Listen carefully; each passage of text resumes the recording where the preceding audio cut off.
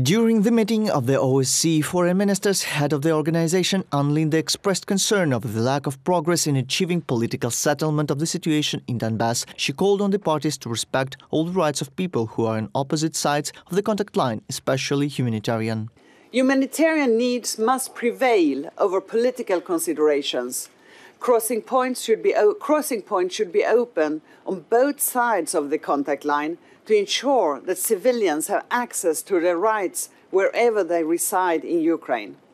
International law, including international humanitarian law, must be respected. Before the start of the conference, Ukrainian Foreign Minister Dmytro Kuleba met with the U.S. Secretary of State Antony Blinken. The head of the U.S. Department of State assured his colleague of strong support. You know, the Ukrainian people know the unwavering commitment of the United States to Ukraine's territorial integrity, its sovereignty, its independence. I think coming from the NATO meetings, that is a view that not only the United States holds, but all of our NATO allies hold as well. I think it's a great coincidence that we have those NATO and OSCE events following each other, because these are the venues which fit the best to discuss the security situation and the way how allies and other European countries can deter Russia from resorting to a military operation again. As we see, Russia provokes Ukraine militarily, but also diplomatically. We will continue to demonstrate restraint. On the eve of the meeting of ministers in Stockholm, a separate, parallel conference of the civic solidarity was held. Public figures and human rights defenders discussed the killings, threats and persistent attacks they face in the OSCE member states and suggested ways out. So we need a re-evaluation and consideration of the human dimension in the light of the current challenges. And our proposal is that we,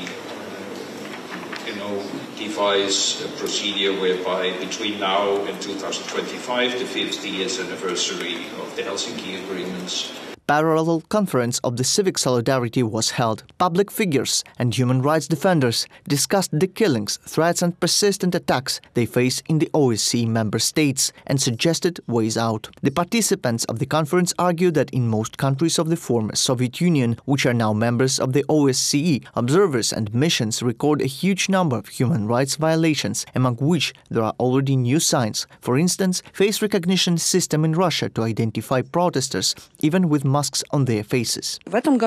This year we presented issues related to the restriction of peaceful assemblies, examining both the situation in Belarus and the situation in Russia, and the complexity of combining epidemiological restrictions. Of course, political prisoners were mentioned as well, because it is a direct harm for Ukraine that the aggressor country conducts politically motivated arrests.